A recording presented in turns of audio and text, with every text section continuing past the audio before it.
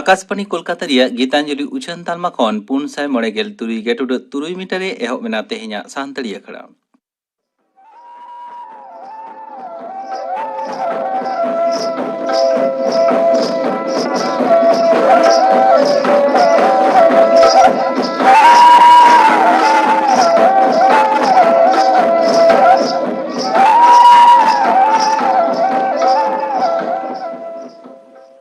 तेहेña आकड़ा एतहब रे आंजम तबन पे गोविंदो मुर्मुआ सावतेन कुआ सापड़ाव तेना सोहराय सेरेñ रे दो मेनका हांसदा और जननी हेम्ब्रम।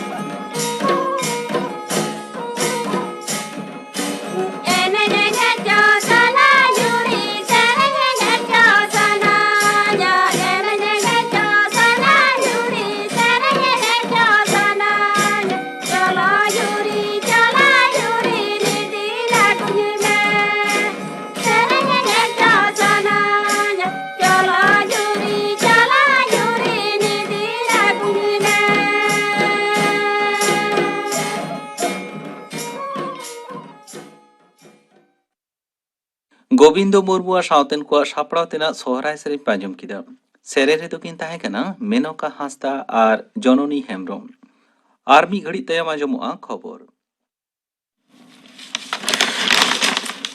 आकाशवाणी कोलकाता खबर पढ़ावेदेñ जितेंद्रनाथ टुडू। दिसोम जाकात रेन मानवा को सावते कतेगे भारतीय जनता पार्टी बीजेपी दो आजा निही टाका जोसरे सेटेरा कना मेनते मारांग मंत्री मानतान नरेंद्र मोदी मेनाकादा। मानतान मोदी होला नवा दिल्ली रे दोला जतियारी कामी चाचलाव समितिया दुपड़ुब रे मुचाद भाषण रे नवाय मेनाकादा। दिसोम रेन मानवा हा पतियो और जंतिस दल रेन कमिया को दो सारा घाड़ी कामी दी हुयु ताको मेनते हो मानतान मोदी मेनतोरा केना। पश्चिम बांग्ला रे बीजेपी संगठन दो मजबूत आकाना मेंते दलरेन भारत जागात पार्षद मानतान जगत प्रकाश नाड्डा दाबी आकाना होला दिल्ली रे दला जेतियारी कामी चालाव समितिया दुपुरुब रे भाषण ओक्ते उनी दो नोआ मेन आकाना मीन ओक्ते नोआ पनत रे दला भोट मोठे पे साय हिंस लेका ताहे काना मेनखान 2012 सालेरिया बाचनाव रे बीजेपी दो पेगेल ऐसा हिंस भोट ᱧᱟᱢ आकाना जहां दो राजनीति रिया नागाम रे पोइलो मेनते उनी दाबी आकाना होलाना दुपुरुब रे मारांग मंत्री मानतान नरेंद्र मोदी होय भाषण केदा दिसोम रे दिनम कोरोना अनुचर तेहेन नासे बाढ़ाव आकान रे तबे गुरो लेखा आडितेट कम आकाना केंद्रीय हर्म सामार मंत्रका रिपोर्ट लेकाते पारमेन 12 टाड़ांग रे 11,491 जना कोरोना रे को पड़ाव आकाना जहां दो होला खन मोने टुड मोने साय हिंस बाड़ती होला नवा लेखा दो 11,990 पे ताहे काना उन ओक्ते दिसोम रे 273 जना कोरोना रोगी हको गज आकाना लाहा हिलो नवा लेखा दो 923 ताहे काना नोते पारमेन मिद माहारे 12,204 जना कोरोना रोगी को फरिया हकाना दिसोम जगत रे निथाबिते जोतम रे 1.9 करोड़ 91 लाख खनो बाड़ती कोरोना रे टीके एम आकावात को मेनते केंद्रीय हर्म सामार मंत्रका रिपोर्ट रे बाड़ाया काना पनत रे दिनम कोरोना अनुचर होलार हो नासे बढ़ाव काते 12 पे होया काना उन ओक्ते 12 जना कोरोना रोगी को बुगिया काना होला 11 जना कोरोना रोगी हको हानापुरिया काना पनत हर्म सामार दफ्तरा बुलेटिन रे नोआ सदरा काना नोते पनत रे होला मिद माहारे 1,90,000 डोज कोविड टीके एमाकावात कोआ नोआ हालो पनत रे निथाबिते जोतम रे 1 करोड़ 1,09,202 डोज टीके एमाकावात कोआ मेनते पनत हर्म सामार सिरे डाक्तार अजय चक्रवर्ती मेनाकाना सबुज साथी पांथारिया साइकेल नोडेगे तैयार दिसे पनत सरकारे कुरुमुटुइदा पनत बिरी तुतनो निगम तो नवानिया साइकेल तैयार कोम्पानी ठेन खन नेहर साकामे खोजाकाना सबुज साथी पांथारे बछर पिछि आरे आर गेल चानाचरेन पठुआ कोड़ा कुड़ी को साइकेल एम दिसे 1 लाख लेका साइकेल किरिंते 550 करोड़ टाका खर्चा काना मेनते पनत शासनतारी डगर रे बाडाय काना मेनखान नोडेगे साइकेल कारखाना बनाव लेनखान आमदानी खरच कम साव सावते आयमा बेकार हो कामी को ᱧᱟᱢᱟ पनत रे बेगर गनंग तेया रेशन व्यवस्था चालू के ताहेना मेनते पनत जमा दफ्तर मंत्री मंता रुथिन घोषे मेनाकाना मारांग मंत्रिया रेंगेज भलाई जम दुरिब पांथा दारायते दाराय चांदो खन रेशन रे बाखरा बंधो कबर सदराकान रे मेनखान नोआ पनत रे दो रेशन व्यवस्था चालू के ताहेना मेनते मानतान घोषे मेनाकाना नोते नोआ चांदो मुचाद खन बेगर गनंग ते रेशन बंधो रेया सायबस्तो केंद्र नित हो बांगे छेटियर काना मेनते बीजेपी लीडर जयप्रकाश मुजुमदारे मेनाकाना झारग्राम जिला नयाग्राम थाना बाबूराम पाथरा आतुरे होला तारासिन चास खेतरे हेना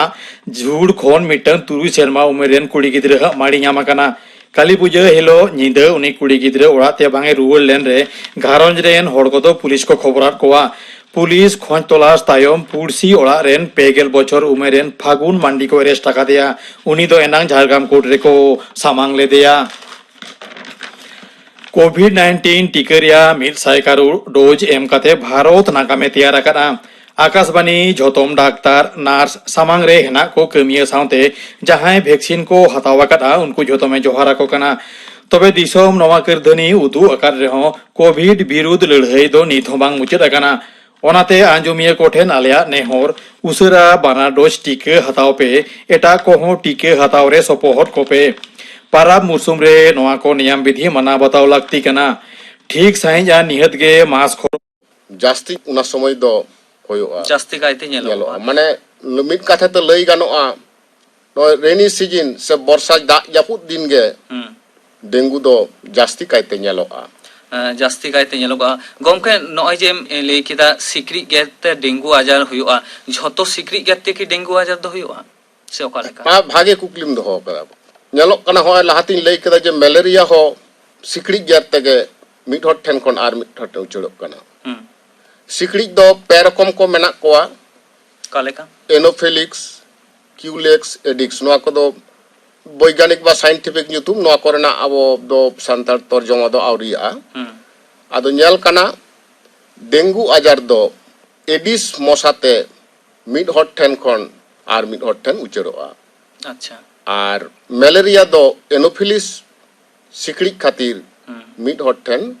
खन आर मिड हर ठेन उचारोआ अच्छा ताले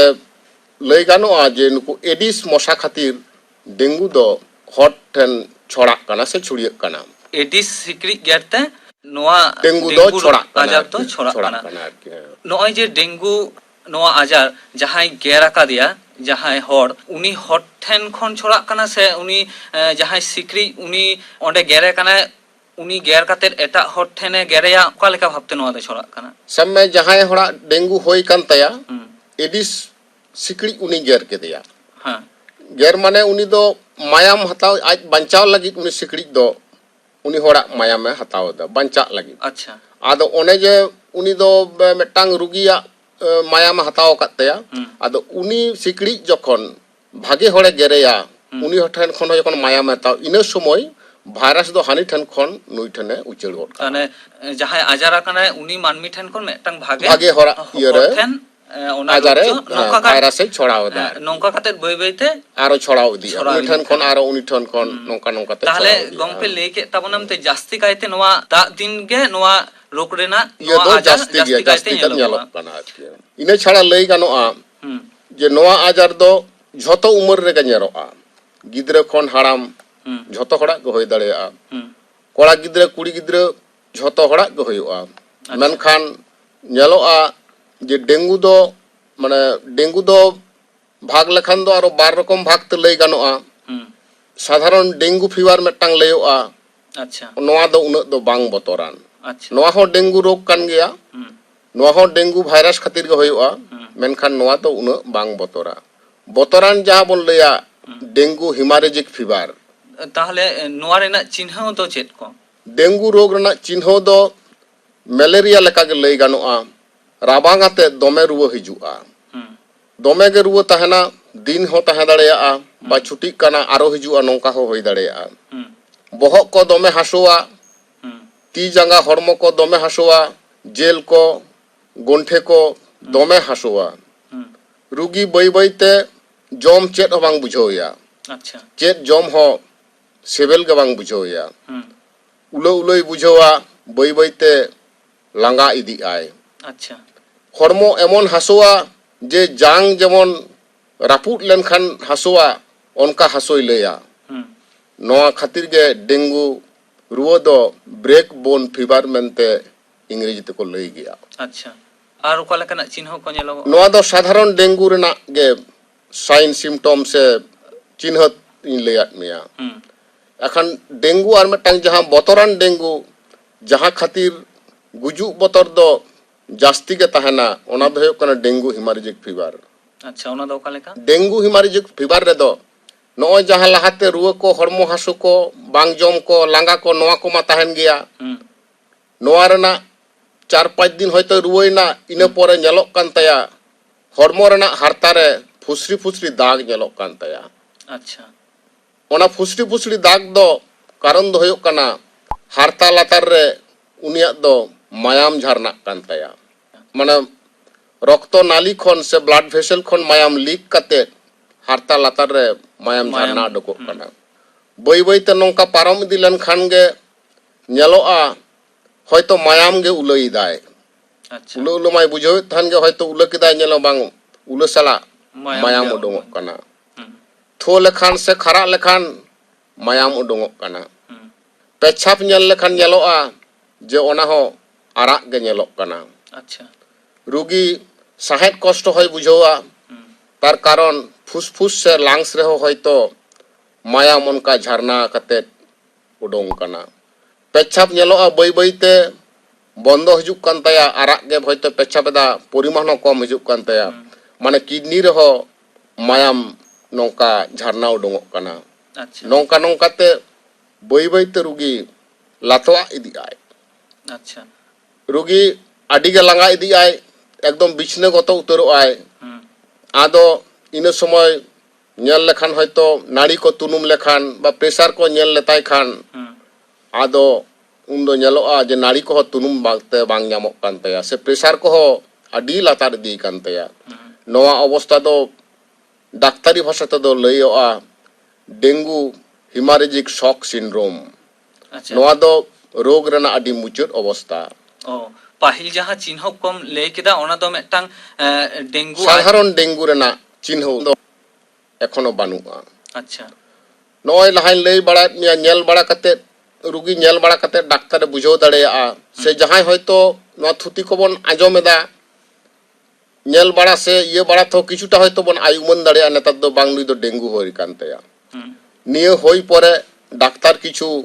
मायाम परीक्षा बा एक्सरे किछु को कराव लेखान बुझा बा निश्चितआ जे नवा रोग दो डेंगू के होई कान तया अच्छा ओना चिकित्सा दो ओका लेका भाबते होय चिकित्सा मा देखिन चिकित्सा दो बानुआ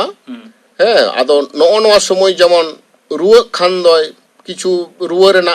टैबलेट को जम होचो हुआ डेंगू रुवा समय दो हरमो खन आबोआ दा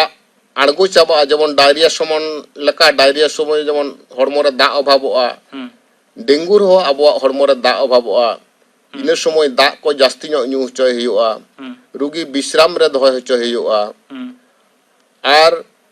साधारण डेंगू रोग दो 7-8 दिन भितरी तेगे बई बई तेगे आज तेगे भागे आए अच्छा किंतु जहां हेमारोजिक जहां डेंगू मन लईदा नो नोआ रेगे इमरजेंसी ट्रीटमेंट दरकार कना जेलेका रुगिया मायाम परीक्षा करते हयतो नेल लेखान जे हरमो रे मायाम बई बई ते कम हिजुक कान तया एंडे खान उनी रुगी दो लगन मारिते मायाम एम दरकारक कना अच्छा मायाम परीक्षा तक दी नेलोक कान तया मायाम रेना मेटांग जिनिस प्लेटलेट को लया जे प्लेटलेट कम हिजुक कान तया एंडे खान मायाम रेना ओना जहां प्लेटलेट अंश उनी एमाय हुआ जुदी नेलोक कान तया किडनी डैमेज हिजुक कान तया पेछाब को बंदोक कान तया एंडे खान उनी रुगी उन समय दो डायलिसिस को दरकारक कान तया ओना को दो हने हॉस्पिटल रे इदी हॉस्पिटल छड़ा डेंगू हेमारेजिक फीवर दो चिकित्सा दो बांग संभवा मारांग नो अस्पताल करे जे नोआ चिकित्सा दो संभवा जेमन डायलिसिस मा आतो करे दो बानुआ दरकार खान डेंगू हेमारेजिक फीवर रुगी दो साहेत कष्ट हको बुझवा साहेत कष्ट समय जाते कृत्रिम भावते से आर्टिफिशियल साहेत बन एम दाड़ायमा जहां वेंटिलेशन बन लया आंजम बड़ा काट गया बन जे रुगी आदि दिन वेंटिलेशन रको दहो कदया डेंगू रुगी वेंटिलेशन रहो एम दरकारक गया नोआ डेंगू बांग होय रेना मारांग खन पांथा की हताव गनोआ है किछु पांथा हताव गानोआ ओका लेका ओना दो लई गानोआ नो तो भाइरस घटित रोग कना मेनखान बन आजम बड़ा काट गया पोलियो हो मेटांग भाइरस घटित रोग मिजिल्स हो मेटांग भाइरस घटित रोग मेनखान पोलियो मिजिल्स रेना दो वैक्सीन मेना अच्छा ताले वैक्सीन हताव लेखान पोलियो मिजिल्स दो बांग होय ना कथा किंतु डेंगू रोग रेना वैक्सीन दो नित हाबि आवरी आविष्कारोआ अच्छा ताले वैक्सीन तो बानुआ तो मेनखान नेलोक कना डेंगू जाता आलो होयोक मा ओना दो होय कोबन कराव दाड़ेया सिकड़ी खन बांचाव दरकारक कान ताबोना सिकड़ी जाते आलो को गेरबन मा ओना पांथा बो हताव होयोक ताबोना लई गानोआ ताहले नुकु सिकड़ी ओकारे को पारचा कना से को जानामोक कना नेलोक कना को सिकड़ी दो ओड़ा धारे करे जहां जला जायगा को मेना से ढोडा कोर तहन कना दाग को तहन कना ओना करे को बांचा से वंश वृद्धि होयोक कान तकोआ ताहले ओड़ा सुर करे जहां उनकान जमा जायगा रे दाग तहन कना ओना को दुल गिड़ी से आंजेट गिड़ी लागती कना जते सिकड़ी आल को परचा मा उनका के ओड़ा सुर करे जहां दारे नाड़ी से लाटा को मेना सीन बड़ा दो सिकड़ी ओना लाटा करे को उकू बड़ा ओड़ा सुर कोरेना जहां दारे नाड़ी से लाटा को मेना ओना को सापा गिड़ी आदि लागती कना माने सिकड़ी जाते को कमो मा इने पंथा को हताव होयोक ताबोना ओना कुरुमुटु को हताव ले कना तो गमके मुचे रे लई ताबोन में ने हर को लागि डेंगू बाखराते आमा संदेश तो चे लई गानोआ वैक्सीन मा नित हाबि दो बानुआ डेंगू दो किछु किछु डेंगू मा आदि बतरान रोग कान गया जेमन दिल्ली रे 1996 साल रे 10,000 गान होर डेंगू तो को अटैक लेना 400 गान होर को गज लेना नेतार को गुजुक कान गया ताहले आबोआ पांथा हताव दो दरकार कना जे जापिद लहारे मशारी टांगाव दो आलोबन हिड़िंग मा एकाल एंडे एकाल गे आलोबन हिड़िंग मा एंडे खान गे शुधु डेंगू दो बांग नेल कना मलेरिया ते हो जहाँ सेरिब्रल मलेरिया से ब्रेन मलेरिया बन नेलेदा नोआ हो तो सिकड़ी खातिर गे होयुआ नेतार हो डेंगू लेका गे मलेरिया ते हो हड़ को गुजुक कान गया ताले नेलोक कना जदि मशारी खटाव कते बन जापिदा शुधु डेंगू दो बांग इने छाड़ा मलेरिया फाइलेरिया एमान एमान रोग खन हो आबो बन बांचाव दाड़ेया डाक्टर बाबू डेंगू आजार बाबत आदि गणगना कथा को लई के ताबोना तेहिया गालमाराव तो नोंडे के मुचित हुआ मा सानतारी आखड़ा पाटा खन जोहार जोहार गे डेंगू आजार और ओनारिया तिकी जे बाबत ते डाक्टर दुर्लभ चंद्र मांडी सा कुकली रिपोर्ट पे आंजम के ताबोना कुकली रे ताहे कना सीताराम बास्के नितो गापाना आखड़ा कमी हरा आंजम आपे गापा माजान बेड़ा माजान 12 बजा तारा खन 2 बजा हाबी आंजमोआ माजान बेड़ा रिया सानताड़ी सेरेñ आखड़ा आर आंजमोआ सिंगड़ आखड़ा रे चूड़ामणि मुर्मुआ सावतेन को सेरेñ सीतारानी हांसदा सावतेन को सेरेñ और सुनील कुमार सोरेना सेरेñ इने बेगर आंजमोआ स्वच्छ भारत मिशन आरबान नोआ बाबत ते थुतियाय प्रोफेसर गुमदा मांडी गापाना आकड़ा का बिहरा पे आंजम के तबना तेहेኛ आकड़ा मुचन मांग आंजम तबन पे मधुसूदन मुर्मुआ सावतेन को सापड़ाव तेना सिकरिये लागड़े सेरेñ सेरेñ रे दो अंजलि सोरेन और हेमानी हांसदा